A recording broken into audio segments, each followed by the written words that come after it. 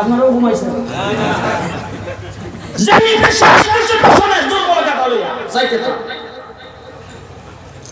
সমস্ত শহরের বাচ্চা সব যারা লালন পালন করবে সবাই লয়ে গেছে। হালিমাতুস সাদিয়া সবাই পরে আইসা আইসা দরজায় কুকার দিল, বাচ্চা আছে ভিতর থেকে কান করতে গেছো আসিন লয়ে গেছে। যাইতে যাইতে মোহাম্মদ রাসূলুল্লাহ দরজার মধ্যে যায় যখন টুকা দিছে ভিতর থেকে গেছে, বাচ্চা আছে, বাচ্চার বাবা আছে নাই। হালিমাতুস সাদিয়া স্বামীর লোক এলে গিয়ে রয়েছে,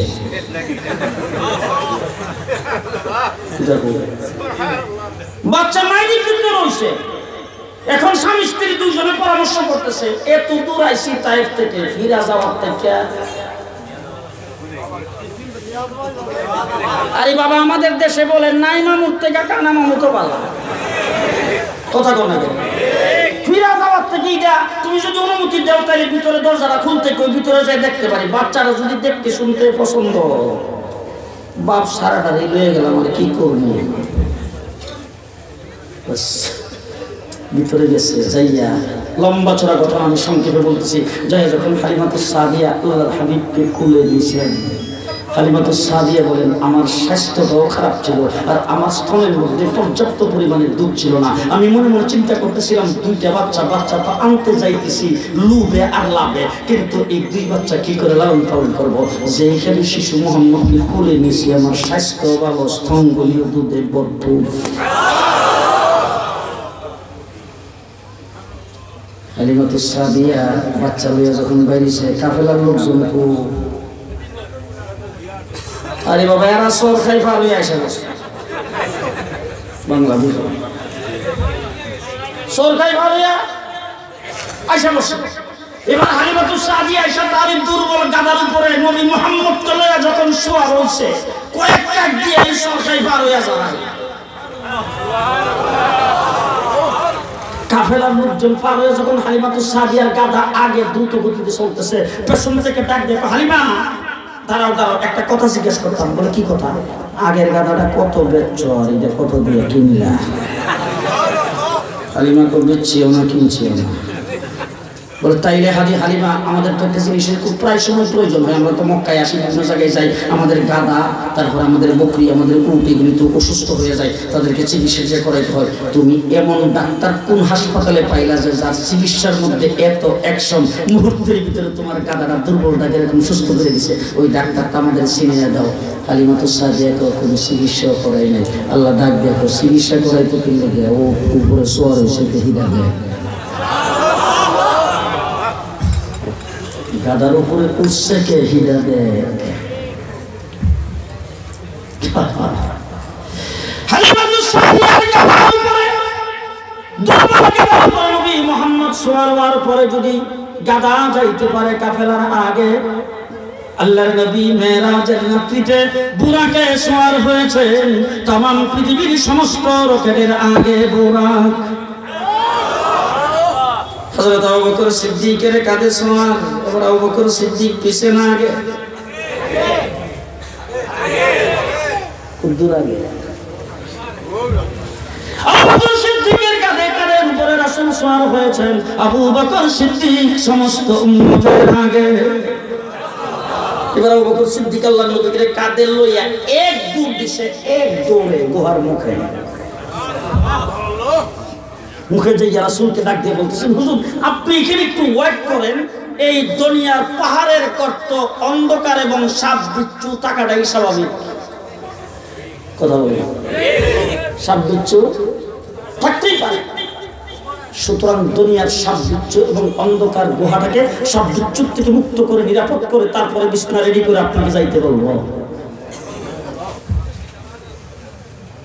ওইটা আমি হুজুর একটা কথা মনে শুনি, দুনিয়ার গর্তের পরে যখন আসছে পাহাড়ের গর্তের ভিতরে প্রবেশ করতে হবে, আবু বকর সিদ্দিক বলে দুনিয়ার গর্ত অন্ধকার, সাপ বিচ্ছু থাকাটাই স্বাভাবিক, আমি ভিতরে যাইয়া সাপ বিচ্ছু থেকে গর্তটাকে নিরাপদ করে বিছানা রেডি করে আপনাকে ভিতরে যাইতে বলবো। যখন কবরের গর্তের পালা আসছে আল্লাহর নবী ডাক দিয়ে বলেন, আবু বকর কবরের গর্ত অন্ধকার, জাহান্নামের সাপ বিচ্ছু তাকাটাই স্বাভাবিক। কবরের গর্তে আমি যাব, বিছনা রেডি করে তোমাকে আসতে বলবো। দুনিয়ার গর্তে আবু বকর সিদ্দিক আগে, কবরের গর্তে মুহাম্মদুর রাসূলুল্লাহ। এবার আবু বকর সিদ্দিক গর্তের ভিতরে যাইয়া পাগড়ি খুললা গর্তটা ঝাড়ু দিছিল। যতগুলি সাপ বিচ্ছুর গর্ত ছিল, ছিদ্রি ছিল, সমস্ত ছিদ্রিগুলি চাদর ছিঁড়ে ছিঁড়ে সমস্ত ছিদ্রি বন্ধ করে, কয়েকটা ছিদ্রি বাকি আছে পাও দিয়া চাপ দিয়া ধরে আসন থেকে বসছে। বৈশাখ হুজুর গর্ত নিরাপদ, বিছনা রেডি, আসে না। আল্লাহর নবী ভিতরে প্রবেশ করেছেন। আবু বকর বিছনা তো দেখি না, বলে হুজুর সোয়ারির সময় কার জীবন হয়েছে আমার আপনার জন্য সোয়ারি, আজকে বিছনার সময় আমার কুল হবে আপনার জন্য বিছনা। এবার আল্লাহর নবী একদিন সাহাবায়ে কেরামের সামনে বসে হযরত আবু বকর সিদ্দিক, হযরত উমর, হযরত উসমান, হযরত আলী রাদিয়াল্লাহু তাআলা আনহু সমস্ত সাহাবীরা আছে। রাসূল সাল্লাল্লাহু আলাইহি সাল্লাম ডাক দিয়ে বলেন, তোমাদের দুনিয়াতে আমি তিনটা জিনিসকে ভালোবাসি। হুব্বিবা ইলাইয়া মিন দুনিয়াকুম সালাস, তোমাদের দুনিয়াতে তিনটা জিনিসকে ভালোবাসি। সাহাবায়ে কেরাম হুজুরের দিকে তাকাইছে, হুজুর কোন তিন জিনিস ভালোবাসে? রাসূল সাল্লাল্লাহু আলাইহি সাল্লাম বলেন, আত্তিব, সুগন্ধিকে ভালোবাসে। দুই নম্বরে বলছেন কুররাতু আইনি ফিস সালাহ, নামাজ হলো আমার চোখের ঠান্ডা। তিন নম্বরে বলছেন আল মারআতুস সালিহা, নেককারী মেয়েদেরকে ভালোবাসে। কথা বুঝতেছে? যেইখানে হুজুর তিন জিনিসের কথা বইলা সারছে, আবু বকর সিদ্দিক আমিও তিনটা জিনিসকে ভালোবাসি।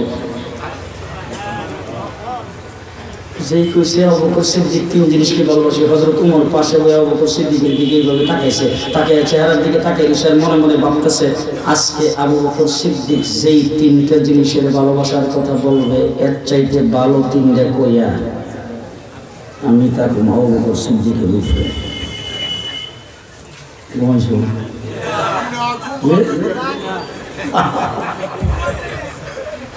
আবু বকর সিদ্দিক যেই তিন জিনিসের ভালোবাসার কথা বলবে, এর চাইতে ভালো তিনটা কইয়া আমি তাকে মাস করব। নেকের প্রতিযোগিতা, বুঝেন? নেকের ভাব বুঝেন নাই গুলো। আবু বকর সিদ্দিক যদি বলে যে আমি কলাকে সবচাইতে বেশি ভালোবাসি, আমি আনারের কথা তো কলার থেকে ভালো না আনা। আবু বকর সিদ্দিক যদি বলে যে আমি ছাগলের গোশত বেশি ভালোবাসি, আমি হরিণের গোশতের কথা বলবো।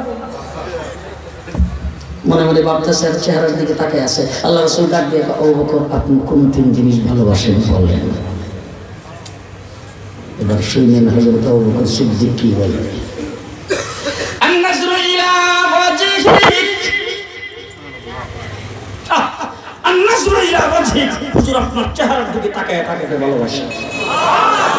সেই বলছেন চেহারার দিকে তাকিয়ে তাকিয়ে ভালোবাসি। উমর মাথা নিচের দিকে দিয়ে কয়, এর চাইতে ভালো কোনো জিনিস তো নাই। কল্যাণটা ধরতে ফেলে, এর চাইতে ভালো কোনো জিনিস তো না, আর কি করি। النظر إلى وجهك انفاق مالي إلى عمرك أن يكون بنتي في بيتك। হুজুর এক নম্বরে ভালোবাসে আপনার চেহারার দিকে তাকিয়ে থাকতে, দুই নম্বরে আপনার হুকুমে আপনার কথাই মাল সম্পদ ব্যয় করাকে ভালোবাসি, তিন নম্বরে আমার মেয়েটা যে আপনার ঘরে এসেছে, এটা যদি আপনার মনটাকে জয় করে সেই ঘরের মধ্যে থাকতে পারে। আর আমি যদি কোনোদিন ঝুঁকিগঞ্জ দিয়ে হাঁটি আর একজন দীক্ষা যদি আমার এক নবীর শ্বশুর, বলে তো শুরু করে মানুষের শুনে লাগবে তো। আমাদের উপজেলার চেয়ারম্যান সাহেব, উপজেলার পাইস চেয়ারম্যান সাহেব, আমাদের শ্বশুর যখন রাস্তা দিয়ে হাঁটে, আমরা উপজেলার চেয়ারম্যান সাহেবের শ্বশুর, কি পরিমাণ এমপি শ্বশুরের তো কোনো কথাও নেই। আর মন্ত্রী শ্বশুরেরও তো গরিব বাবারি বাবা, 2-4 দিন ঘুরে তারপরে সময় নিয়ে তার সঙ্গে দেখা করা লাগে। আর আবু বকর সিদ্দিক কার শ্বশুর? জি, রাহমাতুল্লিল আলামিন সাল্লাল্লাহু আলাইহি সাল্লামের শ্বশুর কেডা? আর নজরু ইলা ওয়াজহি, আপনার চেহারার দিকে তাকায় তাকে ভালোবাসে। সবসময় আল্লাহর দরবারে দোয়া করতেন, আল্লাহ সবসময় তো তোমার হাবিবের চেহারা দেখি, যখন দেখি তখন অন্যান্য মানুষ আমার সাথে থাকে, কিন্তু আল্লাহ এমন একটা জায়গা যদি হইতো সেই জায়গায় শুধু আমি দেখব আর কেউ দেখবে না, শুধু আমি একা দেখবো আর কেউ দেখবেন। আল্লাহ ডাক দেখো, যদি এরকম সুযোগ চাও করতে লয়ে যাও কান্দে উঠায়। আবু বকর সিদ্দিক কাঁদে উঠে রাসূলকে গর্তের ভিতরে নিয়ে গেছে। এবার গর্তে যায়, যখন কুলের মধ্যে শুইছে, চেহারার দিকে তাকাইছে, নজরটা কো আল্লাহু আকবার, আল্লাহু আকবার। আরে বাবা নজর কোথায়? আমি যে এখন আপনাদের দিকে এই দিকে তাকাইলে একদম রাস্তা পর্যন্ত পুরো এলাকাটা দেখি, আর আমি যদি এখানে তাকাই আমার নজরটা সীমিত হয়ে গেল কিনা? আল্লাহ ডাক দিয়ে আবু বকর, দেখতে চাইছো একা, ইমন দেখান দেখাবো, নজর চেহারার বাহিরে কোথাও যাবে না। এরপরে তো কমো, এবার মাকড় সাইছে ভিতরে ঢুকতে। আল্লাহ ডাক দেখে, তোর জন্য ভিতরে যাওয়ার অনুমতি নেই। তার কারণ হলো আবু বকর সিদ্দিক একা দেখতে চাইছে, তুই দরজায় বাসা বাঁধ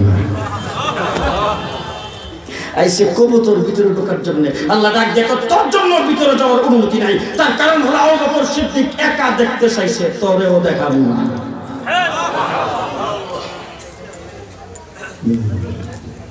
আবু জাহেলের পক্ষ থেকে আসছেন গ্রেফতার করার জন্য পুলিশ।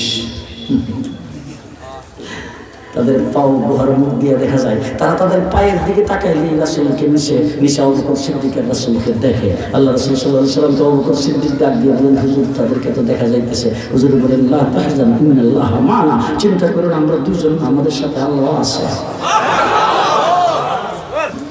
আল্লাহ শত্রুর অন্তরে ডাক দিয়ে নিচের দিকে চাইছ না, আবু বকর সিদ্দিক একা দেখতে চাইছে, তোরাও দেখাবো না।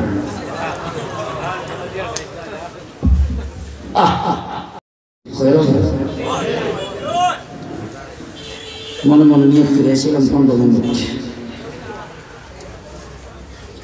মাহফিল আছে আজকে আমার, এরপরে আপনাদের পরে আরো 7টা। এই এলাকার মানুষ হযরত মাওলানা মুফতি আব্দুল মুনতাকিম সাহেব আর আমাদের